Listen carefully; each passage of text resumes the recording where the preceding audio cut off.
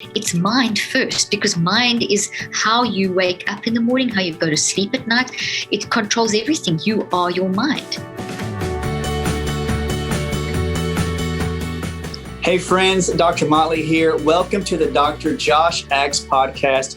I welcome my first time meeting good friend, Dr. Carolyn Leaf. She is an expert in neurology. She's a neuroscientist. She researches. She helps people all around the world with how they can help their anxiety, their depression, and their mood. She has written many books, especially How You Think, the toxic emotions in your life, what can make you think down, what can make you feel anxious. And she gives you practical, simple ways, even though they're complicated in their steps, but simple aspects of how you can heal your anxiety and your depression. So welcome, Dr. Carolyn Leaf. Thank you so much for joining us on the podcast. Well, thank you. I'm honored to be joining you. And I actually think it's the second time I've been on Josh's podcast now, or the third time, I'm not sure, but I'm very honored. So thank you so much. Well, this is the first time I met you. And I remember reading your book about toxic emotion, Who Switched Off My Brain. Oh, gosh, I know, but remember the first one when I read it was, about 7-8 years ago. I think one of my friends' wife had issues with depression. And she told me, she says, have you read Dr. Leaf's book? And I said, no, what was it about? And she showed me the book. And the beauty of it was all the graphics and the explanations that took something so unique and intricate, and you made it and you just formatted out to where people could read it and understand it. And I love the way you talked about neurotransmitters, how they're broken down, how they're recycled, how it affects anxiety. And first of all, for those of you who may not know Dr. Leaf, many of you already do, I sort of like to do a recap though. Doc, how did, when you first got into neuroscience, what brought you into this? What was your passion to bring you into neurology? Well, it's a great question. And it started 38 years ago. I've been in the field for a long time. And I just was always fascinated with the mind-brain connection, the impact of mind on brain. How does it all work? What are thoughts, memories?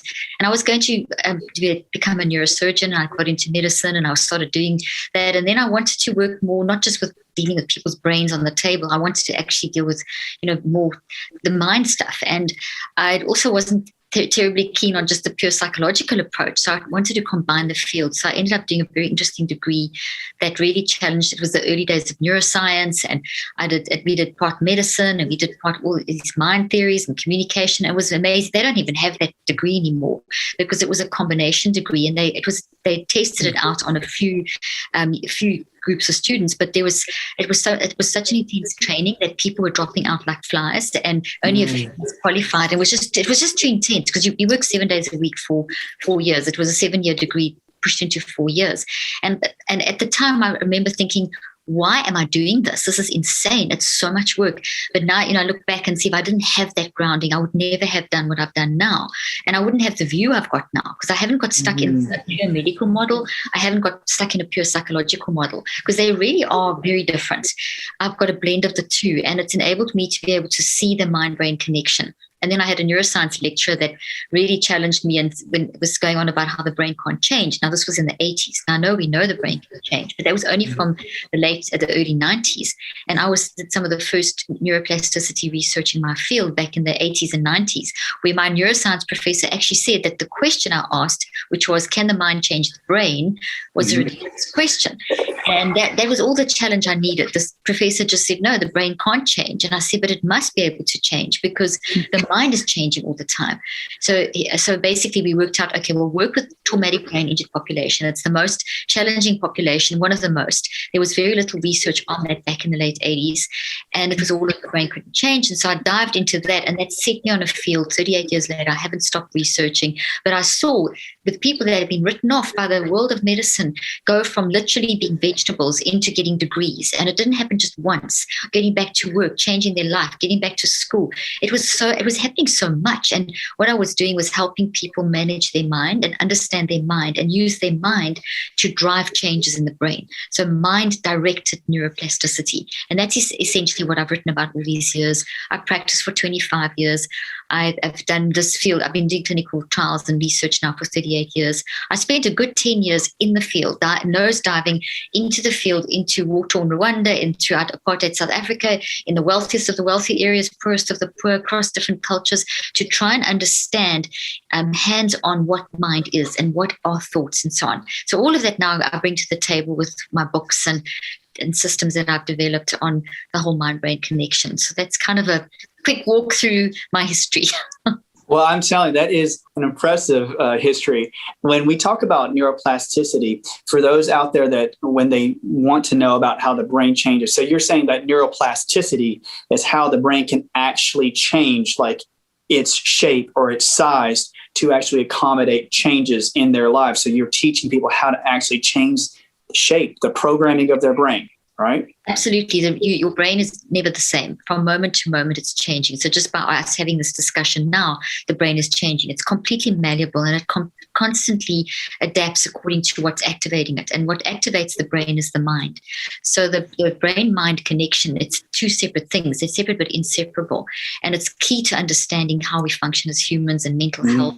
It's absolutely critical to understand that difference. So yes, neuroplasticity is how the brain is changed by the mind. So we often hear that the brain can change itself, or the brain changes itself. The brain can't change itself, because if you dead, the brain's doing nothing. The fact that you're alive, it's you as a person experiencing life through the brain, mind through the brain. So mind is how we experience life, and it moves through the brain responds. And that's key. When we get a handle on that, then we get the hope that's needed when it comes to the things that happen to us in our lives, the adverse circumstances, the traumas that make us feel so stuck, and that there is hope to change that and to unpack that.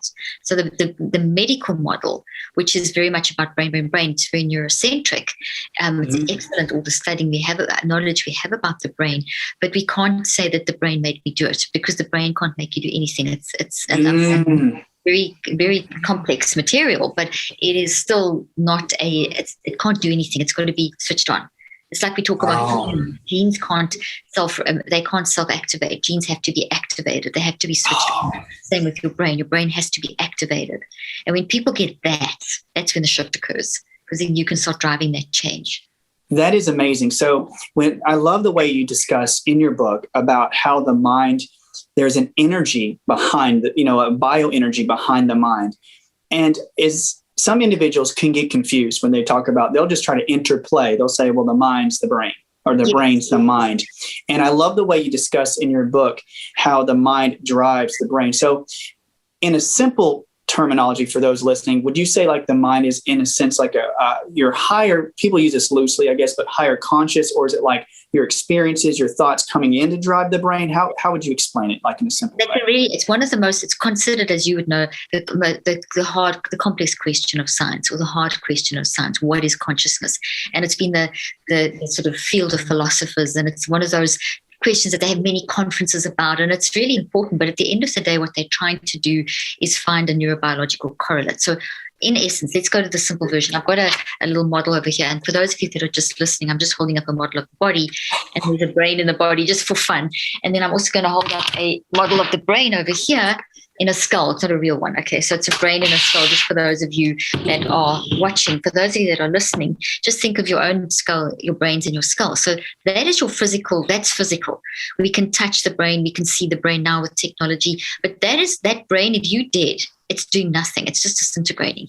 So the mind is the active energy force that changes the brain, because a dead person's brain is not changing, but an alive person's brain is changing constantly. So if you just take that basic concept, then that means that your aliveness is your mind, and your mind is this huge spiritual part of you. It's the spirit and the soul, if you want to look at it like that. It is, and it can be divided into a conscious mind, which is awake when you're awake, and the non-conscious, NON, not unconscious. Unconscious is when you have an anesthetic or you're knocked out with a baseball bat or something. That's unconscious. Non-conscious is the part of you that is active 24/7.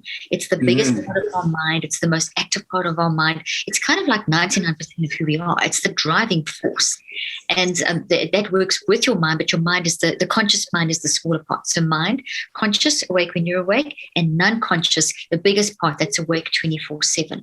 And that's the intelligence driving force that is all of our experiences are experienced through the combination of the non-conscious and conscious mind. So right now, your non-conscious and your conscious mind are processing my words and the visual images if you're watching, and all of those are sound waves and electromagnetic light waves. You're hearing words, you're seeing things, but what you're hearing and seeing has got this electromagnetic, quantum, energetic, electrochemical, electromagnetic principles that are also gravitational fields. So we know, for example, that so there's this force, and we know, for example, that we are sitting now and not floating because of gravity. Well, we also know that humans have a unique gravitational field around them as well. So that unique gravitational field is an electromagnetic field that has principles that are unique to my particular body or your particular body. Now, when you and I die, that goes. Okay, it's no longer, that force is no longer detected. And that's what's moving through the brain and the body. So on a physics level, it's this energy force. It's nothing weird. It's just pure. It's a thing that similar to the energy that is allowing us to talk over Zoom. But it's specific to you as a human, and it's your ability to experience life. So if you look at mind as having this physics component, this electromagnetics and that kind of gravitational fields, and then look at it on a psychological level as your ability to think and feel and choose in response to the experiences of life. Wow. So right now, we're having an experience, we're having a conversation about mental health, mind, brain, neuroscience, neurology, all this stuff, whatever you've called it.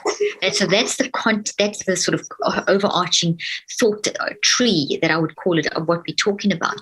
And so that is the experience, the discussion. So in order to process that, we're using our mind. So my words are being received by your mind, your words are being received by my mind, and we've got all this electromagnetic stuff going on, and that pushes it through the brain. So there's this energy force that we pick up. Like I use QEEG in my research, and if you can put a QEEG on someone, you're picking up brain waves, which are the energy response to your thinking, feeling, and choosing, which is how you experience life.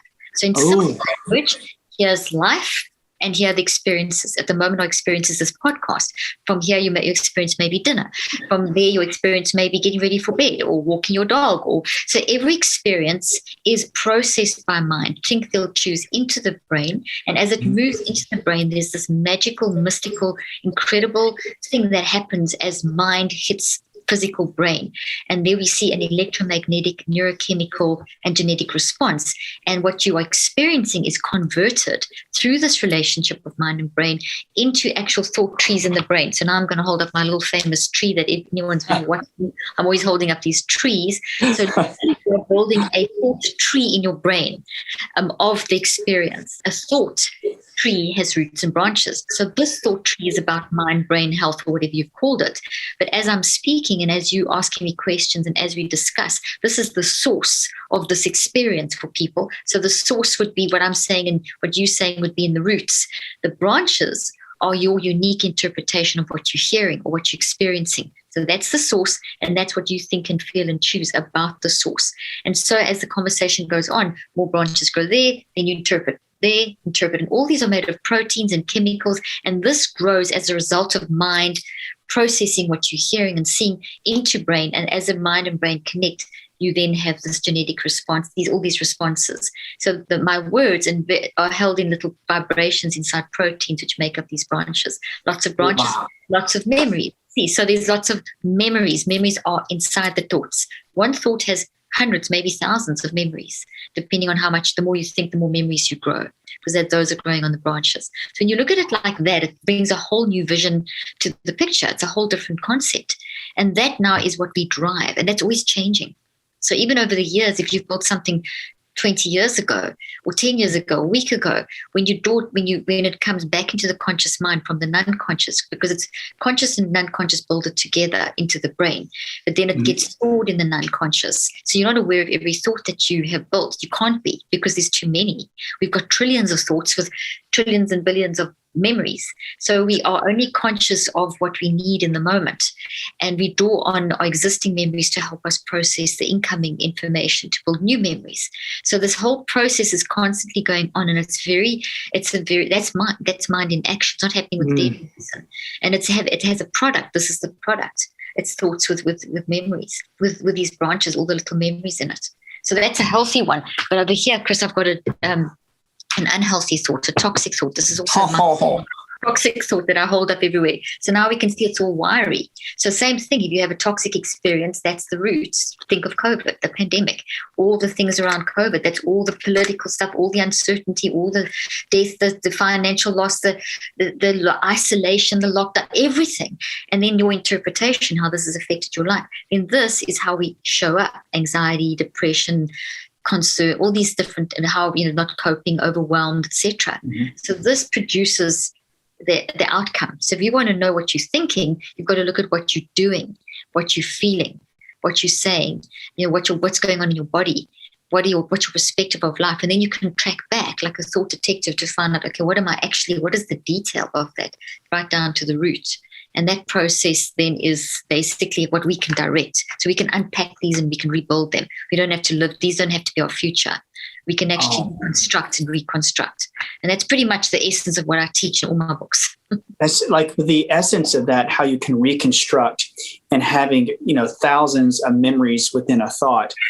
Do you see it? I know you have seen this, and even in my realm, I deal with a lot of Chinese medicine. We talk about currents and electromagnetic fields, and about the movement of electricity through the brain or through the body, and how it creates higher field. And when you talk about creating more programs or more memories with, trapped in those thoughts, do you see this pattern within healthcare? And it's evident in your book. And I want to start talking about your book, about how individuals see that these memories and these thoughts have become such a detriment, and they're starting to realize in, even I say in the mainstream health field, where they can see that, they know that their thoughts literally can create, like you said, that pattern in their brain, that holding tank, and it can actually create those proteins, and there's vibrations within them, and whether they're positive or negative, that can create a toxic effect in their life. I know you've seen that, but when you started to research this, how much more did you start to see it in the world? There was something that you needed to speak on, and which is evident in your book. Was that just something that kept calling you, knowing that it was happening out there? Oh yeah, absolutely. As you know yourself, there's research going back to ancient literature, and you talk about Chinese medicine, and the East is much more advanced when it comes to understanding mind and the mind-brain body interaction, which is what, I know that you and Josh, you have incorporated that into your practices, which is amazing, because it's talking about basic stuff. It's talking about our energy. It's nothing weird. And, if someone is really the disturbed energy fields, this creates tremendous disturbance. An accumulation of these is going to increase the vulnerability of the brain and body between 35 to 98% to disease. So these are, because they go against our neurobiology, they go against our optimism bias, our wired for love nature. So yes, I've seen this in these 150 years of modern science around this, the reaction between mind and brain, the impact of stress on the brain and the body. So there's a lot of research on it, but it's not enough in the mainstream, because in the mainstream we've really separated out the physical from the mental, and it's unfortunate with the spiritual, mental, whatever. It's the same thing. It's this energy force. It's mind. That's why I like to use mind, because it's a nice neutral term. But we have separated that out, and it's all become about what you can see and touch and feel. So when someone's in a state of depression, they're looking for the neurobiological cause in the brain, but you're not going to find any cause in the brain unless, of course, you have got a traumatic brain injury, you've got a tumor that can for sure impact on mind function, for sure. I'm not denying that. But in general, if that has been ruled out, you're not going to find the cause in the brain. You're going to find the cause in the adverse circumstance that the person experienced, that they've then processed. And that adverse experience is energy fields that are distorted. And from your work, and we know from quantum physics, we know from electromagnetics, that if you distort an energy field, so someone screaming at you or someone abusing you, that's distorted energy fields that are impacting you. And then there's the physical, obviously, as well, but that goes into your brain, and you're wiring this into your brain. So it creates this disturbance. But not only, as soon as it's in your brain, there's a message that goes to every other cell of your brain and body. So there's 37 to 100 trillion cells of the brain and body. So as soon as you experience this with your mind, it goes into the brain as the thought tree. But then it also goes into the body, which is what you're working a lot with. If I'm correct, every cell of the body right down to the level of the telomeres and deeper. And I did work with telomeres, which is super interesting, which we can talk about, is impacted. So that's why we have memory in our bodies. That's why it's someone who's got PTSD and they recall an event, the whole body comes back. That's why people do things like trauma yoga and why people do, EMDR. It's to bring it out of the body, activate the thought in the brain, and then work back into the mind. So every experience that we have is stored in the gravitational fields of the mind as literal energy forces. And the way I always explain this is if you're watching a podcast and you watch the little lines at the bottom, you know how they go up and down as a person's talking. Any voice recording, you can see that that's kind of what it is in the mind. So in our mind, we've got all these recordings of our thoughts with their memories, very complicated. But if they are toxic, they're disturbing your energy field, which then disturbs everything in your body. Plus you've got it in your mind, in the gravitational fields of your mind, that experience, and it's in your brain in the form of a protein and chemical thought tree, and it's in your DNA. So here we've got three places an experience is experienced. No wonder when we are triggered or we don't deal with our stuff, our entire being is impacted. So we have to work through the entire being. When you talk about finding, things in the base of the back, or, there's a lot, where even your body, where you're finding that tension and that kind of thing, that's a clusters of toxic energy impacting, not just from sports injuries, but literally from our mind. Our mind is as how our mind is building these into the brain. I often tell people a toxic issue is, and I'm coming to the first, your question, I kind of built this in as a foundation, is that people understand the COVID virus is a protein structure that's abnormal and our immune system sends out a response to counter it. Mm-hmm. But what people, T lymphocytes, B lymphocytes, macrophages, and even the variants, the T lymphocytes are fighting them. That response we all get because we're talking about it all the time. But what people don't talk about is the fact that your experience of COVID, I'm not talking about if you've had it or not. Let's say that you haven't had it. Everyone's global experience of the pandemic has also built into the brain as thought trees. So every human who's experienced the pandemic, which is all of us that are alive, and have a toxic tree in their brain of the pandemic, the experience of the pandemic. And that is a protein structure that's abnormal because these protein structures look different to these. So you get the same genetic and electromagnetic response, but the proteins fold incorrectly. And we all know from degenerative diseases, incorrectly folded proteins create a lot of problems. And the vibrations are incorrect, the chemical balance is incorrect, all the balance is incorrect. This is going to generate through the whole body. And so so the immune system is sending out T lymphocytes, B lymphocytes, macrophages to the site, trying to deal with this. And we've got to wrap our heads around this. Your body is treating this toxic thought in the same way as it's treating a virus or a bacteria or damage in your body. And when you look at it like that, then we can think, okay, well, how can I repair that? And the power of thought is that your mind repairs it.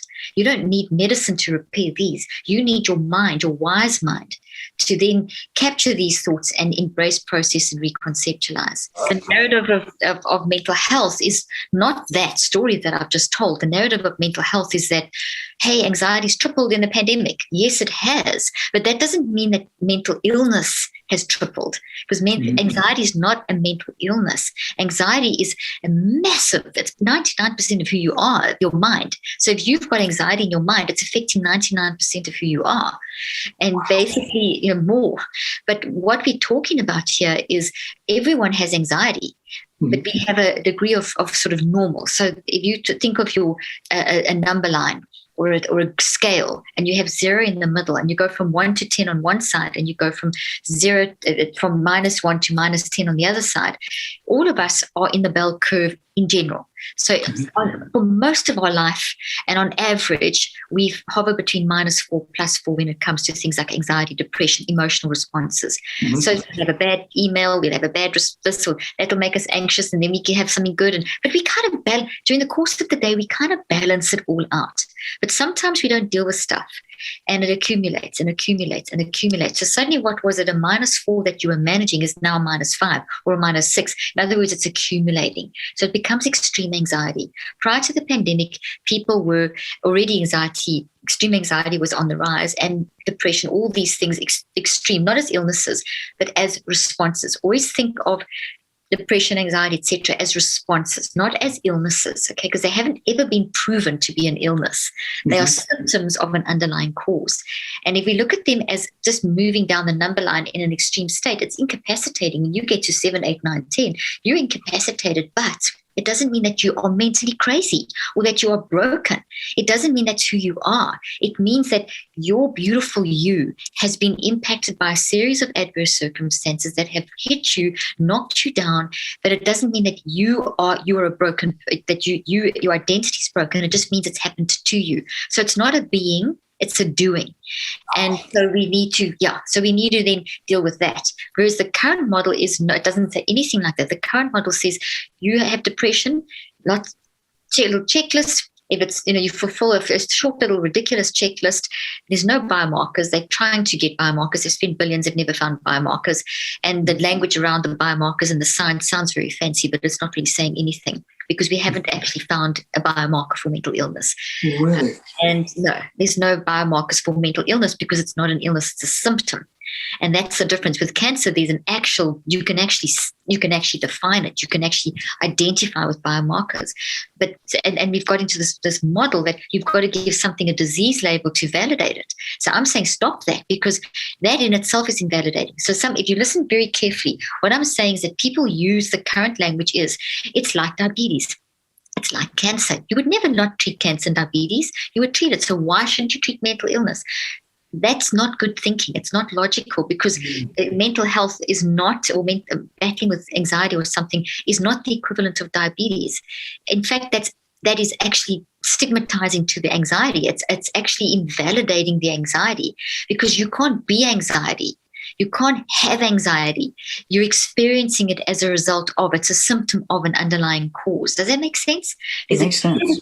And instead of saying there is this neurobiological marker and that's why you have anxiety, I am saying, which is what the current model says, and certain symptoms, that means you have something broken somewhere in your brain and there's something wrong with you, and here's a diagnosis, and then here's the treatment, which is generally medication, maybe a bit of CBT, maybe some talk therapy, which is all, those are great, that you have some of that, but you still have this label and that locks you in. So initially you might think, okay, well, at least I know why. I've got a reason for understanding how I feel. So there's an initial sense of oh, wow, this is great, an initial sense of relief. But then what? What does clinical anxiety even mean? What is it? It's not an it. That's the issue. You can't define it because it's not an it. It doesn't have a biomarker. This depression is not a chemical imbalance. That was a theory that has never been proven. No scientist with a grain of salt should be saying it's a chemical imbalance. It's been disproven. Top scientists at top universities around the world agree that is never, we shouldn't be talking about that. Yet it's a great marketing thing, and that's what the general public are told. You have depression, clinical depression, because you have a chemical imbalance. Take this tablet, it will restore your balance. But that's not actually what is happening. What's happened is that you are a human. You're an amazing human with this incredible brain and body, but you're in life and you've experienced adverse circumstances, and they have accumulated and they've knocked you down that scale. So 99% of your mind, which is the 99% of you, your brain and body are the 1% of you, your mind is experiencing these adverse circumstances. They're being grown in your brain and body and mind, like I described, and that's consumed. That's 99% of who you are is in pain. So just to whack on a disease label invalidates your pain. It reduces your pain to just the 1%. Meanwhile, it's 99% of what you're experiencing. It's in your face. It's consuming. So, and then it's not like you're ill. It's you feeling that because you've gone through something. You have a narrative. So if I have 5 people in front of me with clinical depression, I can't say you 5 have cancer. Like you could say with cancer, I would say 5 people that have the symptoms of, what are your stories? And you would hear 5 completely different stories. That's the narrative I'm trying to bring forth. That's what drives me, is to shift people away from trying to just lump it and say the cause is in the brain. The effect is in the brain and the body. And we see that, and I show that with my research, and I write about it in the book, some of my clinical trials, where you will change, you will have increases in inflammation and cortisol and homocysteine and DHEA, and will drop, and you'll get your telomeres will change. But when you change your mind, those change too. So in other words, whatever happens to your mind will happen to your brain and your body as a response, as an effect. And as you manage your mind, you change that response. And that's the hope. that help people.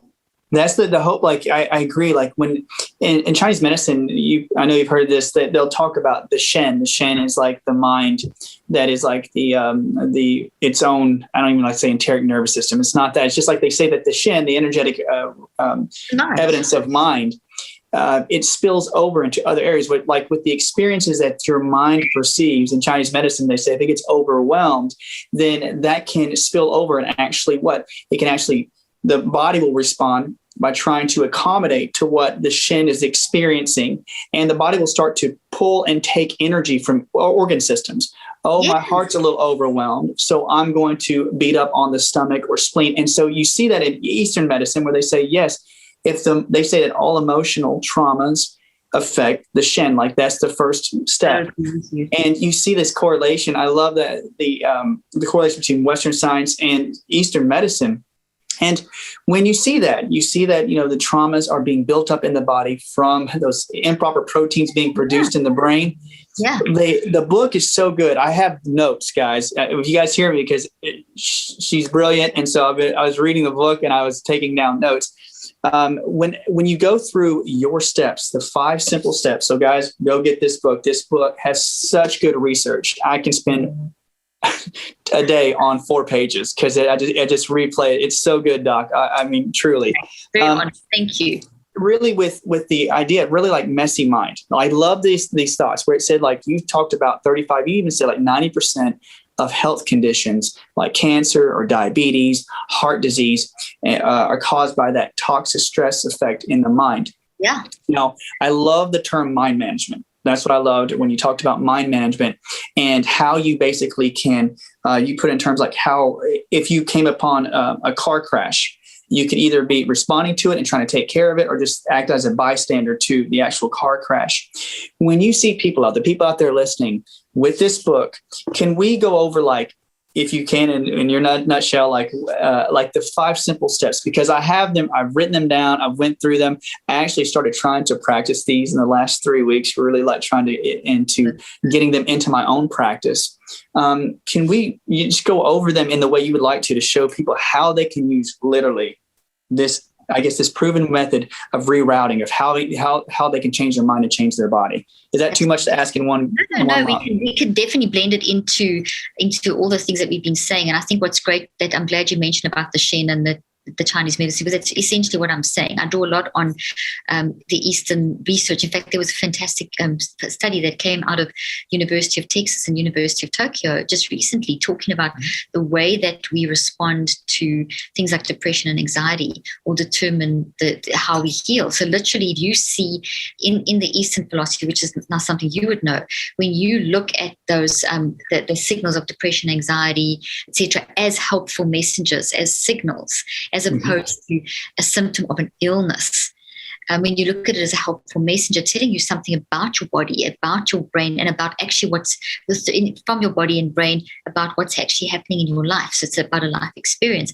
Then you find that people then, the body shifts, 1,400 neurophysiological responses will start working for you instead of against you. So immediately as you shift your mind into that mindset, you're going to have, for example, your blood vessels around your heart dilating. So you're going to have more oxygen and blood flow to your brain. And, you're going to control hypertension. And, they're just the downstream effect from just those 2 things alone is enormous. So the point being here is that we've got the first thing about the research I've done and the mind-brain connection and in helping people manage their minds is that there's a few overarching principles. If you don't mind, if I can explain those first before I just dive into the 5 steps. So the first thing is to really look like we see with not just Eastern philosophy, it's East-West medicine. It is neuroscience showing that, and I've shown this directly in my research, that when you look at depression and anxiety and frustration and even huge things like disassociation and hallucinations and these scary things, if you look at those, frustration, all the emotions you can think of as warning signals, as clues to something that's going on in your life, immediately you shift your perspective. So the neurocycle that I've developed is a basic 5-step system that I developed with a lot of these principles, pretty much as many principles around this kind of thinking in mind. But so I would sit with my patients and I would see that they were beating down, their identities were broken, they were crushed, they saw themselves as useless. And if someone's identity is crushed because of years of not being able to cope with maybe learning issues or, dementia setting in early, or terrible traumas that have thrown you, or a traumatic brain injury that's messed your mind up and messed your body up, and you feel, and you keep getting told that you've got this illness you can't control. When you take hope away from people and you crush their identity, that's when we see the deaths of despair. And we are in an era now, and I talk about this in the book, where people are dying 8 to 25 years younger than they used to from preventable lifestyle issues. So the 95% that you spoke about earlier on of diseases that are coming from these diseases that people are dying from, increased cardiovascular issues, autoimmune problems, etc., are basically how our lifestyle, and lifestyle are how we're managing what we're doing, how we are responding to everyday stuff, our stresses, the things, our work, family, COVID, life, exercise. That is all lifestyle, and that's all driven by your mind. Now think of it this way. I use my mind to decide what I'm going to eat and the mindset I'm in when I'm eating. If I'm eating a really great, organic, sustainable, local farm-to-table meal, but I'm totally worked up about something that just happened at work, I could lose up to 86% of the nutrition, even though it's a great... Because our mind has messed up our digestive system. And that's amazing. Okay, yeah, keep going. That's great, Doc. You can go to do a workout, but if you go with the wrong attitude, your DNA doesn't respond in the same way. You can lose a massive percentage, even up to as high as 90% of that workout. So we don't think of mind in that way. We think of eating as a pillar. We think of exercise as a pillar. We think of, nutrition as and the food. We think of what's the third? Generally, it's spiritual. Then they talk about mind, but that's wrong. It's mind first, because mind is how you wake up in the morning, how you go to sleep at night. It controls everything. You are your mind. And when you are dead, your mind goes. These things weigh you down. When people die, there's a difference in their weight because mind goes. That thing goes that is energizing all these responses, that is enabling you to experience the responses. So when you look at it like that, when you look at that, and we see that for years we've been living longer, but this trend has been reversed, as I mentioned, because why? Because we've forgotten about our mind, because we've become so focused on the physical that we've, to the exclusion of the 90 to 99% mind. We have to incorporate the entire, and I know you do that, and I know Josh does that. That's why we connect, because you've got to bring all those aspects back in. So mind is driving everything. Think of it like this. You can go 3 weeks without food. You can go 3 days without water. You can go 3 minutes without oxygen, but you cannot even go 3 seconds without your mind working. When your mind stops, you are dead. So therefore, our mind is always processing everything. From the time you open your eyes till the time you go to sleep, you process around about 8,000 to 10,000 events into your brain, body, and mind, like I explained. And they become physical structural changes, that neuroplasticity and the changes in your DNA and all that stuff in your mind. And those are, as you experiencing life, like right now, as I'm talking, I'm giving you new information, but I'm also, some of it your current existing memories are popping up as I'm talking. And that's so in other words, every new memory you build is informed by existing memories. So there's a lot going on in your brain in any one day. If you don't manage that, it's a mess. And that's why I talk about cleaning up the mental mess. And a messy mind is also not a bad thing. It's okay to have a messy mind, because a messy mind is an experimental mind. All of us are little scientists. As you wake up in the morning and you start experiencing life, you can't control the events that are going to happen today, all the experiences, all the people. We don't quite know. You can predict because you've got a plan and you've got your routines and you've got people that are familiar in your life, but you still don't quite know how anyone's going to react in any one moment. According to quantum physics, will be 70% incorrect. You only have a 30% accuracy rate, no matter how well you know the person. So you're going to be 50 to 70% incorrect in your probability. So that means that we don't know what's coming up. So it's experimental. You wake up, you're in a good mood, you read an email, now you're in a bad mood. It's your mind, your messy mind is processing, and then you don't react, you react automatically. That is okay. So hear what I'm saying. It's okay to experiment, and that's part of our neurobiology. It's part of our psychoneurobiology, mind, brain, body. Psychoneurobiology, mind, brain, body.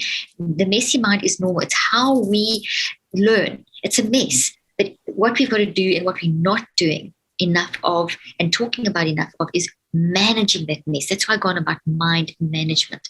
So it's okay to snap and get mad and react. Listen to what I'm saying. You can get mad and react, but you're not supposed to stay there.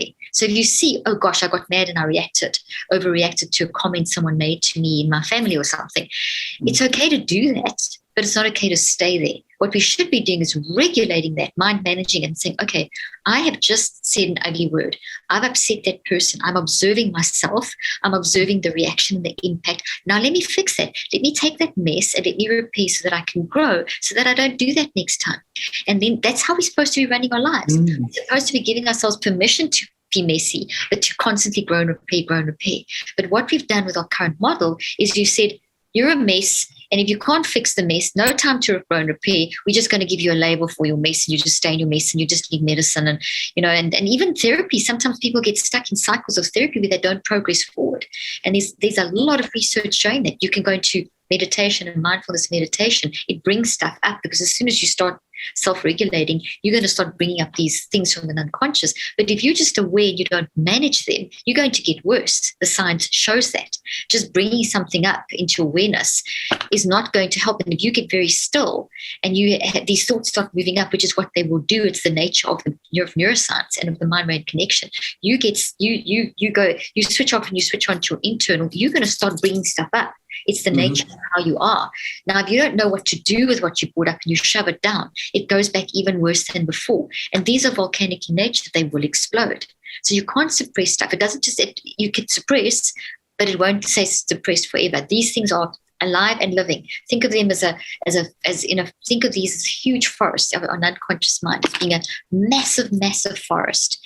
And the unconscious mind is this huge forest, and through the middle of the unconscious mind is this beautiful green strip, and that's a wise mind.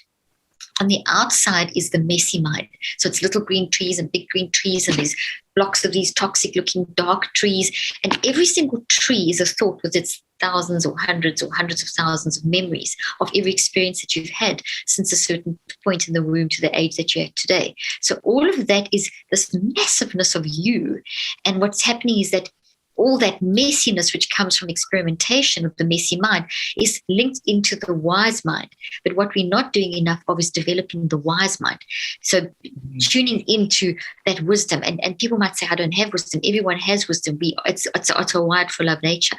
It is our survival mode. It is our, like right now, you and I are totally in our wise mind, because we're discussing philosophically quite difficult concepts. You today, I'm sure, gave advice to a lot of your patients that came and told you this, and you said, okay, well, you try this or that, and you gave them some emotional advice. I know, because that's how you practice medicine, how you practice in your field, because you bring in ancient medicine. So you drew on your wise mind the entire day to advise people. So all of us have that, but we are very good at using it on other people. We don't use it on ourselves enough. We need to be much more introspective and self-regulated and mind managed, because your mind never stops. So we've got to start training ourselves to stand back and observe ourselves and watch the messy mind, so that we can repair and grow. Give ourselves permission to be messy, but then repair and grow. And that's where the neurocycle comes in. I mean, I've said a lot. Do you want to dive in there? Oh, no, I think it's such a great correlation. Like sometimes in the office, doc, we talk about how when you said that you can get angry, you can feel like, these thoughts are making you depressed, but you don't stay there. And that's what I love about the beauty of the book, because in the office, they talk about in Chinese medicine, they'll say, well, an organ or certain parts of the organ or certain organs are supposed to process certain types of emotions. The general principle is if you strengthen the organ, you should process any emotion that you're feeling. Let's say it's grief that's locked up in the lungs, or sadness. You need to experience it and grieve it. But if you're in the wise mind, like if you've trained your body to understand that this is a thought, and you should let it process through. So many times people don't have the energy or the electrical activity. They haven't trained the wise mind to recognize it, and so they hold on to it. Exactly. And I think that's a beautiful way that you've correlated that within the principles of the book. And I think that many people, when they read this book, like the techniques that you incorporate, show that people can do this on their own. Like this is done through tons of research from your book. I can't believe how much research you've done. It's quite a bit. The steps when you just talked about them, how do you, like, you're talking about embracing, there's a few like common becoming aware. Can you touch on that just for a little bit too? Absolutely. So sorry, I gave you a long. No, I love it. I was enthralled. This was just great. No, thank you. The reason I do that is we're such a quick fix mentality. And, it's like you tell someone 5 steps and think, okay, quick fix, because we've trained people in this toxic positivity wellness movement that we live in technological age. Just give me a quick 5 steps and it's over. It's not. It's going to take you your entire life to manage your mind. Your mind never stops. You go to bed with your mind, you wake up with your mind, as I said. So this mind management using the neurocycle is how we manage ourselves in between therapy, in between counseling, in between work. It's at work. So you're always with your mind. So it's how you manage your mind. You wake up with your mind and you've got these crazy ruminating thoughts. What do? You manage your mind. So mind management is the concept.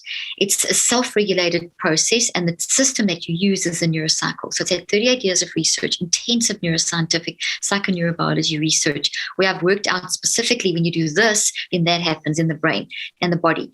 So in mind, brain, and body. So there's even a table on page 189, I think it is, where I put a table together to show people the 5 steps and what they're doing.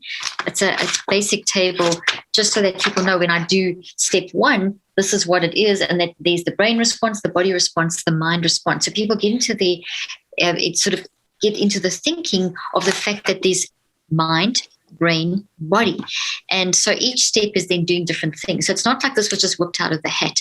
It's also done sequentially because it's been designed through years of therapeutic application and application in different environments, different populations, different cultures. So it's cross-cultural. This is humanity. This is a tool. This is a system, not a tool. It's a system for basically humans managing their mind, and mind is what we live life with. So we need it organized. And into that you can fit any therapy, any technique, any application. It's just basically setting you up so that your mind is working in a way that they can actually benefit from what you're saying. So like even your patients coming to you, you're giving them incredible amount of information. They need to use the neurocycle to make sure that they actually process and build that into their brain as Dr. Motley's advice, for life. They should be, so every time they come to you, there's new, you teaching them stuff, and you teaching them stuff about their body and the connection, and they're interpreting that, and they should be building on that in order to apply that. Otherwise, it's just not going to do anything. They're not going to make any changes. So mind is even involved there. It's involved with eating. It's involved with exercise. So the 5-step process of the neurocycle got all that history. It's sequential. Each step is taking you deeper and deeper into pulling the 2 sides of the brain to work together, increasing your ability to introspect, activating the different parts of the brain to be able to function well, to call on the different parts of the body. You talk about like the lungs, processing through the lungs, etc. That concept of different emotions in different organs. Basically, in our brain, we've got 200 different specializations, and those are unique. Yours are different to mine, which enables you to do something that I can't do, which is how we have been created, because we are supposed to enhance each other, not compete. I can't ever compete with you because there's something you can do that I can't do. And if I support and lift you, you enhance me. I increase my own intelligence. We don't live in a world like that. We live in a world that's totally distorted. It's all about competing. You're a threat to me. Survival of the fittest. I need to beat you. That's messed us all up so badly. That's another reason why people are so stressed, heart attacks, etc., etc. So the neurocycle teaches you to shift that perspective. It's not about competition. It's about enhancement. It's about me recognizing the power that is in me and how that can enhance others, because it's not just about me, it's about me in the world. And we taught to think I, and research shows that if you constantly think of me, myself, and I, you increase your chance of cardiovascular issue by 42% in the next 12 months. So there's tons of science backing up all these things. So essentially the neurocycle then has got all this philosophy behind it and all these scientific principles and applications, and it's you coming in, accepting your mess, accepting that it's okay, accepting that depression, anxiety, any signal that you have that's emotional is okay. It's fine. And I embrace it. So this is massive.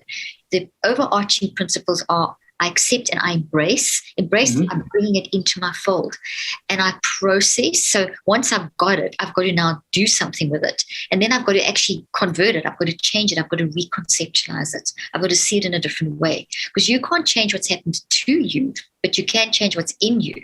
So like COVID's happened to all of us. The pandemic affected us in different ways. So we can't change that, but we can change how this is going to play out in my brain. I don't want that in my brain about COVID. I have changed this through work to make sure that it doesn't impact how I function in the future. So I not that COVID experience happened, but the way it affects me, I've had to change. And like all of us. And so that's basically what the principle is here. You've got to embrace. If you push away or suppress, you actually change it. So think of the forest. So here are the 5 steps. Think of the forest and think of you being in an airplane or a helicopter or a time machine, because we never just operate in the present. We always operate in the present, past, and future.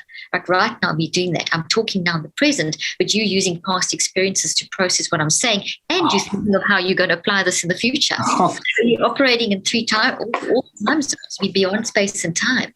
So you can never just be in the present. Never. We're always in the present, informed by the past and the future. And that's important. So I always like to think of a little time machine. And you're flying through the time machine, and you're flying through this forest, which is your mind, your unconscious mind. Every experience as trees, and you're flying over green trees and dark trees, and there's the strip of through the middle, and that's the one you want to really connect with. So you've got to question, first of all, am I really connected with my wise mind, or am I so busy being messy and busy that I'm feeling overwhelmed? If you're constantly feeling overwhelmed and burnt out and like life's just too much, and that's maybe 80% of your day, you're not connecting to your wise mind.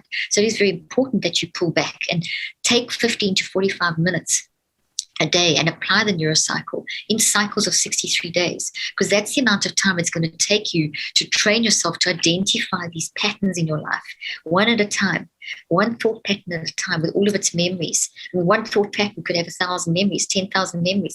You want to work on one at a time in a very disciplined way over cycles of 63 days, because that's what I've shown from my research, how long it takes to change a behavior. In other words, to build a habit. Doesn't take 21 days. It takes 21 days to find and reconceptualize the toxic thought, embrace, process, and reconceptualize. It takes around about 21 days to do that process. But then you have to stabilize this to impact behavior change, and that takes another 42 days. So there's 2 phases. There's the building phase, sort of embrace, process, reconceptualize, and then there's the stabilizing phase. And as you finish one cycle, you do another one and another one and another one. So it's these cycles of, you just never stop, because your mind never stops, because all of us experience trauma, different degrees of trauma. Like every adverse experience is a trauma, and there's extreme trauma, and then there's the little traumas, but all of them need to be managed. Let someone say someone yells at you when you walk out of this podcast, that's a mini trauma. How are you going to manage yourself? Your initial reaction is shock and getting mad or whatever. And then if you keep that, that's going to build up and become a toxic issue. That's a threat to your body, like I explained with the immune system. So you want to change all of those. So then think of the time capsule and think of, and I'm going to give this, like I've given a lot of sort of philosophy, but if you don't get this right, this attitude and mindset, it just won't work as well for you. And that's what I've shown with my science. You've really got to come in with this very accepting attitude. So in the time capsule, there's the pilot and the co-pilot.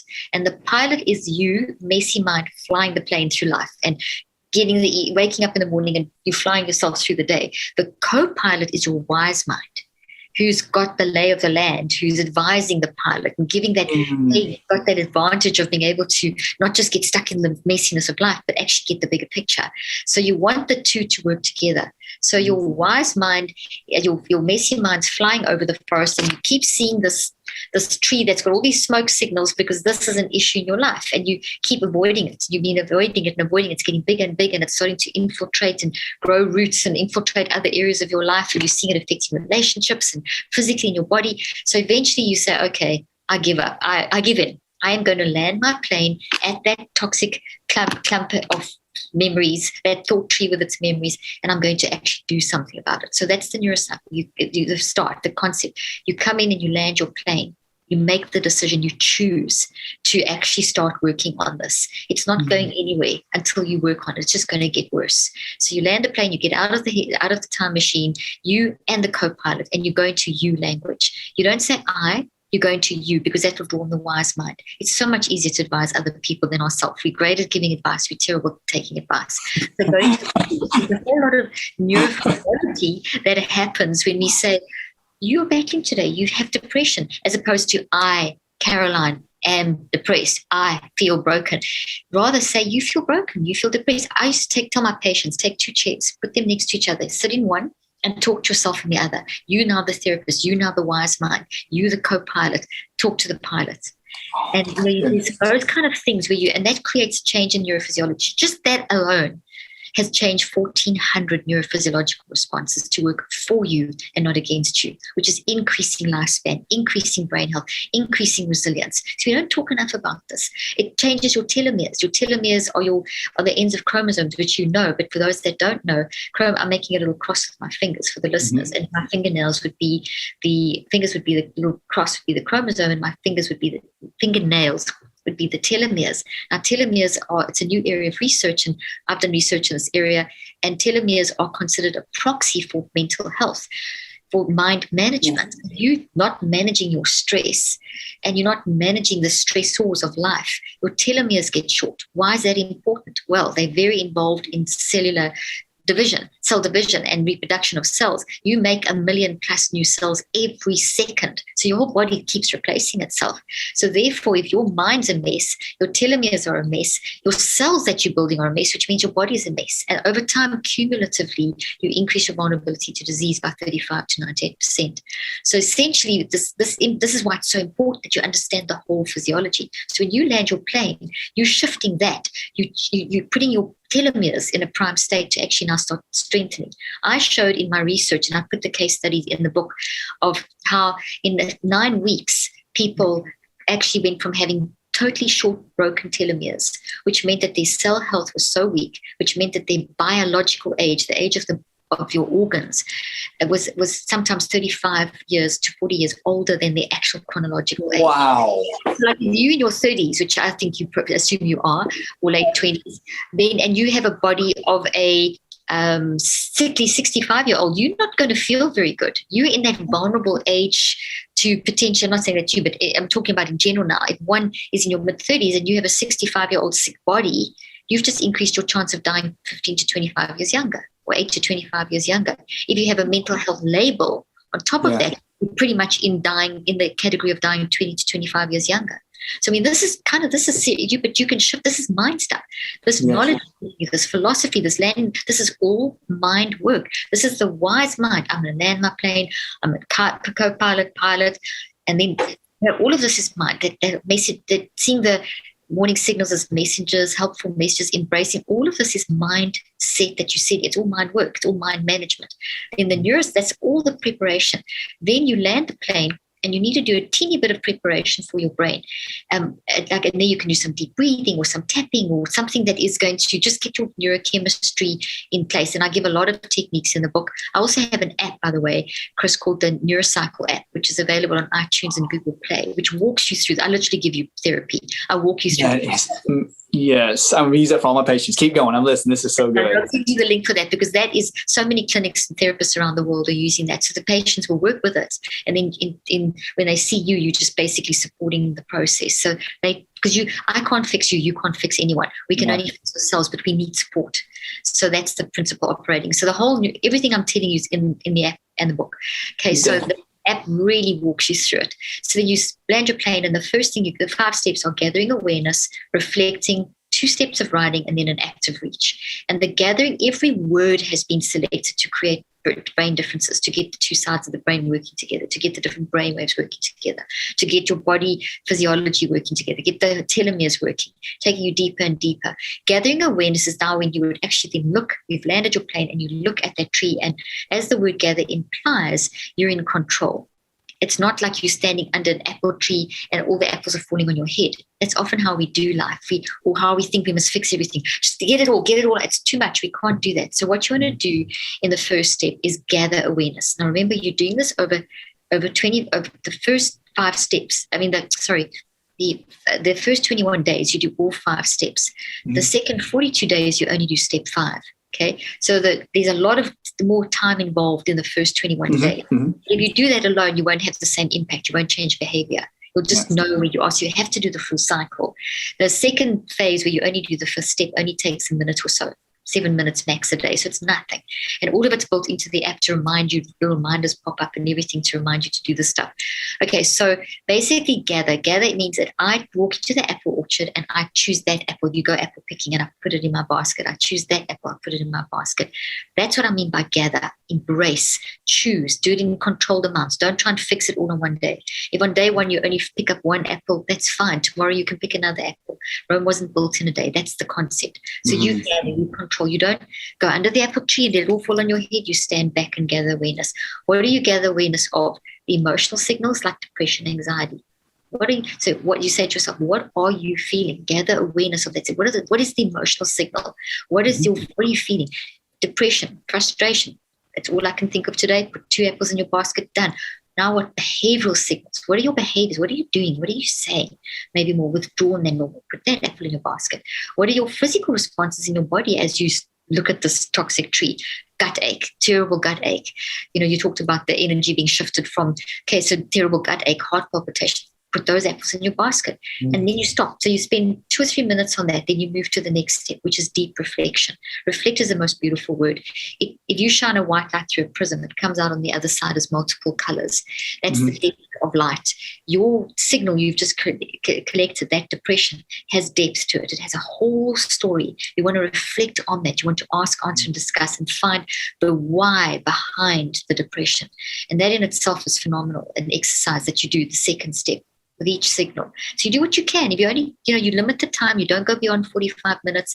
You can do as little as 7 minutes. That's the time frame. The reason you don't go beyond 45 is because it's too emotionally draining. And you can't fix it all in one day. Your brain is limited in energy. You still got to go through the rest of the day. So you keep this I do it generally when I'm getting ready in the morning. Anyway, then you basically write down what you've gathered and reflected. But the first step of writing it's called metacogging, where you arrange things on a piece of paper that it's not, you don't just write words in lines, you write them in patterns starting from the center. So it looks like a tree, literally looks like, and like branches are all connected, you have lines connecting with words on it. So it's very messy. And the idea is to literally do a brain-mind dump where you get it out as fast as you can. So you've been very stimulated by gather and reflect. Now you pour this on paper and it's messy. It's difficult to do in the beginning, but persist. It's one of the most powerful things as you do this step to get down and to dig those reasons out and to help you do process. That's a phenomenal step for every single patient in every therapy. I would take through these steps. And the medical, we would have people that had multiple personalities just through the metacogging, change and find and see and have breakthroughs and transform lives. And people resist it initially because it's hard work, but when you do it, it is phenomenal. And we've already got a little video on the app, but I'm building in more programs to teach people like literal workshops on how to get into the metacogging because it's phenomenal. So that's step 3. Step 4 is then you go in and sort out the messy metacog. What does it mean? What are the patterns? What are the antidotes? And then the first step is an action step. So, okay, I learned this today. And now what have I learned today? Maybe all you learned today was I am depression. I came in thinking I was depression and I am withdrawn and my body is aching everywhere. Maybe that's all you got out of today. And then in the first gathering, and then you reflected and you found a little bit more in the recheck as you go through the 4 steps, and you then learned that actually I'm not depression. I'm depressed because of, and this aching in my body is because that mind-brain connection or something like that. So what have you learned? So you gather that together and you create a statement and you type that statement into the app if you're using it, or you write it down on a piece of paper wherever you want. And then that's what you practice during the rest of the day. It's an active anchoring of what did I learn today, because our mind is so used to going down this route. And our brain, it's got into this loop, the mind, brain, body, that whatever's had the most attention has grown. So you want to start breaking that had the most attention. You want to start taking the energy away and weaken that pathway. And the active reach is how you do it. Every time you want to ruminate and go back to that sad thing, you say, no, I've done my work for today. And you force yourself to think of the active reach. So that now is weakening this and removing the energy. And that is never lost. As you know, energy is never lost. It's transferred. So you transfer it to this. And that's pretty much what you do. That's just a quick overview. And the book is filled with how to use it for toxic trauma, toxic habits, acute traumas, habits that you want to break, habits you want to build. I mean, there's lifestyle issues, in the moment stuff. There's tons of examples. And in the app too, there's tons of examples. I would say, like, I'm definitely not exaggerating. I'm going to suggest this to all my patients. I think that I know that your time's valuable. Thank you so much. I'm so thankful, guys. I just want to remind everybody, get this book, because not only does she give you like the research of why you experience what you experience, but gives you steps to actually solve it. And many times you'll see a lot of techniques out there that are emotional or mental or neuro technique, or not even techniques, but they just give you information, but don't tell you how to. And having that reminder on an app, I'm going to download it and I will tell my patients to get this. And real quickly, I just want to tell you a really quick story as a pat on the back, I guess, or cheering you on. I have patients that come in many times, and I've had some that have come in to the point where they'll have like a chronic shoulder issue or a chronic hip problem. And they will come in and I do my check on them. And some of them progressively really gotten really better. And so I'll ask them, like, what was the changing effect? And I had a lady today come in today, and she was like, I've been going through Dr. Leaf's program to help me restructure. And now she's like, it's a totally different person. It's almost like, instead of like trying to, like you said, identify as the problem, they go, I know that came from this is still trying to process out of my body. And it's not a victim mentality anymore. It literally is, like you just said, there's hope. It's like, my body suffered through this, or my mind is like, but it's going to take me a while. And I love the fact that you just said it's a lifetime process. Yeah. And anybody that can recognize and be aware of that is a step ahead. So we really are so thankful that we talked about the mind. We're talking about your book, which is phenomenal. And just want to say thank you so much. Thank you for taking the time and being on the show. We really appreciate it. Josh sends his best. He says that he wish he could be here. And I thank you again for joining me and just giving me the privilege of meeting with you and just talking with you. I was enthralled. I am enthralled. I've got to study more about neuroscience. And thank you for shedding your wisdom on us. I really appreciate it, Doc. Thank you so much. I really appreciate that as well. It's been so good talking to you. Thank you so much. Thanks for sharing that lovely story. That's wonderful. Oh, and one more thing, Doc. I know people know you, but if people who don't know you, how do they find you? Where can they go? My social media handles are Dr. Caroline Leaf. So if they go to Instagram, Facebook, whatever. Instagram, as you know, takes you everywhere. My web page is drleaf.com. The book's available wherever books are sold, also on my website, the Neurocycles at Google and iTunes. And I have a podcast called Cleaning Up Your Mental Mess. So that's amazing. There's lots of help there. So we can send you all those links. And I will. I'll send them out, and that'd be great. And guys, check it out. Check out our website. I checked it out. A lot of good information. It makes me envious how good our website is. So guys, get some more wisdom by listening to Dr. Leaf. Thank you again, Dr. Leaf. We appreciate you having you on the show. And everybody, check her out. Thanks for joining us on the show. Josh sends his best. Once again, have a great night, guys. We'll talk to you soon. This podcast is for information purposes only. Statements and views expressed in this podcast are not medical advice and have not been evaluated by the Food and Drug Administration. Opinions of guests are their own, and this podcast does not endorse or accept responsibility for statements made by guests. In some cases, individuals on this podcast may have a direct or indirect financial interest in products or services referred to herein.